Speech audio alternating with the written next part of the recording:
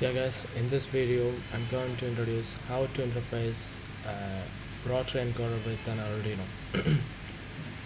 So there are mainly two types of rotary encoder are there. One is incremental rotary encoder and absolute rotary encoder. So in this case we are using an incremental rotary encoder. In that rotary encoder we are using the quadrature rotary encoder because why it is calling a quadrature rotary encoder is while we rotating clockwise or counterclockwise it will make four positions or it will change four binary values or like that. Okay, so this is just we want to understand about the rotary encoder. Basically it have two pins for the signals A and B and common one for the ground. In this particular device there are only three pins. One is ground and A and B pins, and you can see in the market there are with 5 pins. In that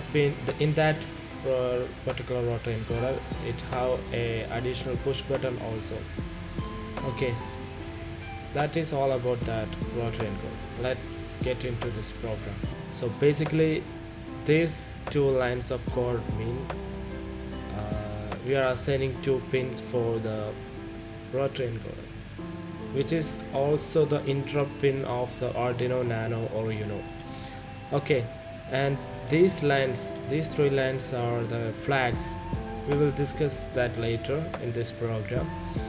Okay, and we are assigning that encoder status is default not chain.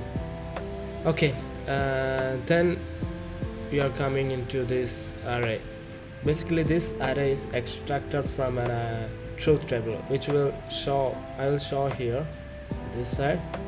Okay, for basically it means normally the rotary encoder output which will give 3, and if it is moving to the clockwise side it will give 2 0 1 like that, and it will go to 3 and same as counterclockwise also.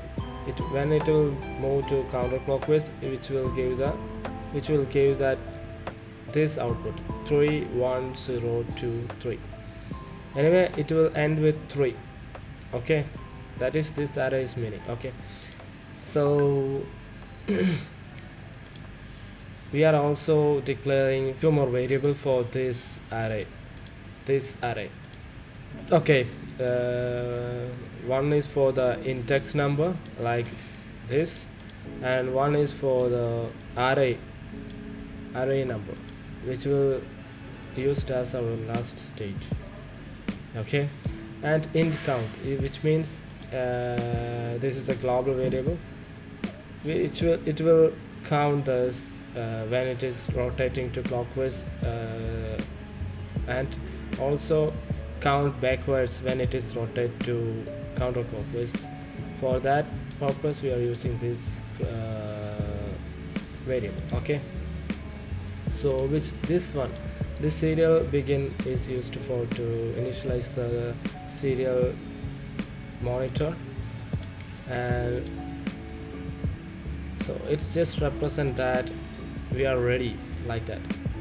This is just a space. Okay, and we are declaring that our rotary encoder pins with attach interrupt function. I will explain it here.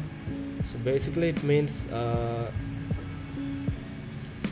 we are calling this function digital pin to interrupt, which means we are using the number 3 and 2, pin number 3 and 2 as a interrupt pin. Okay, that's why we are using this variable, this variable. Yeah. Okay, and read encoder status is a function which will I explain later. Okay, before telling that these functions and all the things, you need to understand what is an interrupt. Interrupt is just a program while the main program is running. When the interrupt is activated or triggered, it will stop or pause the main program, whatever program. Okay, then it will execute this program what we return in this function. After this function is executed, it will go back to the main program where it is paused or stopped. From there it will start the main program. This is the basic thing about this interrupt. And for the interrupt, how we know that means when we want to make or we want to trigger the interrupt, for that we are using the I think 4 or 5 methods. This one is change. If any changes in the pin number which is we declared here is occurred, like high or low or falling or rising, it will trigger for these kind of changes. We can make it as a high or low or falling or rise, depend upon your program. For my program, for in this case, in this program we have to use the change, because any changes happen to these pins, it will trigger this and execute this function or this program. Okay, we have to look into this program, what we return in this program. Basically we have to just read this program, like we're just reading the A and B pins using the digital read and storing into a variable like A output and B output corresponding pins. And here we are using a logic to get the numbers what we seen in this array. So for that we have to use a small mathematical functions like this. We have to multiply the A output with 2 plus B, so which will give the results like 3, 2, 0, 1, 3 combinations. So for example, our our rotary encoder is defaultly pulled up with some couple of resistors. So default it will give 1 1 in normal case. So let's put this value into this A output and B output. While we are giving 1 1 to this variable, let's check what's the result. 2 into 1 is 2 plus 1 is equal to 3, which is the neutral position also. So the index number 4, this is the 3, so neutral position is 3. Okay, while we're rotating into clockwise, these combinations will change and it will give a result of 2. I will give the truth table for that, how it is happening. Okay, so when it is 2, let's go to this program. If there is any changes in this program, this if statement is executed. So in that block we can see that current state is equal to A state index plus 1. In this case our number, the array number or the result of this function is 2. So obviously it is rotated into clockwise. So we are checking that index plus 1 is equal to current state. So index plus 1 is 5. The fifth value of this array is 2. So our current state is 2 and our index fifth value is 2. So this will execute it. So now when this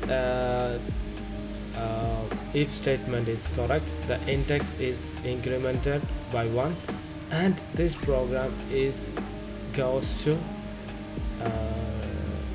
this last state is equal to current state, which is the current state is 2, which will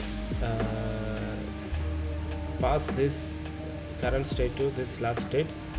Okay, so while this is very hard to get like 2 in this situation, because I already told you this is a quadrature encoder. If you make a one rotation, it's like a step by step increment, but in that step or increment there is a 4 changes will happen.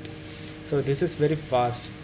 So normally while we rotating to clockwise, so it will not jump, but it will very fast going through this all process, and it will get to the number 8.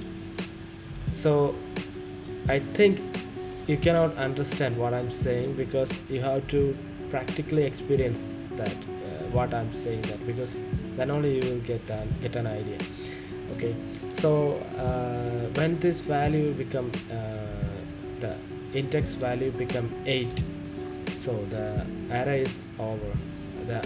This is the last position of this array, so which is also 3. Okay, so we have to return this array into the neutral state. For that we are using count plus plus. For count plus plus means it will give 1, it will give an incrementation in clockwise side, which is positive values, and after that we have to return this value into neutral state like this. Return this value into neutral state, which is also 3. Okay, and we have to set this flag like 10 CW, which means 10 clockwise. This numbers, you notice that these 3 numbers are just flag numbers, which you can give any numbers. For my convenience I just gave 0, 1, 2. So if this variable or this flag is become 0, which will give 0, which means this encoder is rotated into clockwise side, same as this program also. So if we check from here this neutral position, we just do the counterclockwise, when it will give the value 1. So we are checking here index minus 1, of course it's 3, and which value is 1, so the current state is 1. So this if condition is become true, then this index become decremented. Also this function is work when it is index is equal to 0. This is also this end of this array, or the starting point of this array, so which value is also 3. So when it is get 0, the counter become decremented to negative value. So, and we also neutral the index value, so which will go to this here this central value. So same as which will return a flag value 10 CCW. From this flag we can understand which direction is this rotary encoder is rotated. Okay, when this all program or this block is executed, or this block is executed, whatever block is executed, the last state will be the current state of this value, so which will return this last state. Then this program will continue again, and which will give a value. Okay, and in this main loop we are giving, if there is any change in this program or in this status of this encoder, default it will return this no change, because there is no change. Of course, when we will rotate this encoder, which will give counterclockwise flag or clockwise flag, then this condition, this if statement is true, then these functions will be executed. This is no interrupt, which means we will disconnecting the interrupt pins and make a temporary uh, count variable, and we will start this interrupt function again. Then we'll be passing the count variable, pass the value into temporary count variable, and we will serial print the temporary count, or that's all. We will serial print the temporary count, so which will give the values, and this program, the encoder status, will be returned into, or we will make into no change. Otherwise this program will be, this temp count will be executed as multiple times. So to avoid this thing, we have to use this now change. Okay, that's all for this program. Thank you.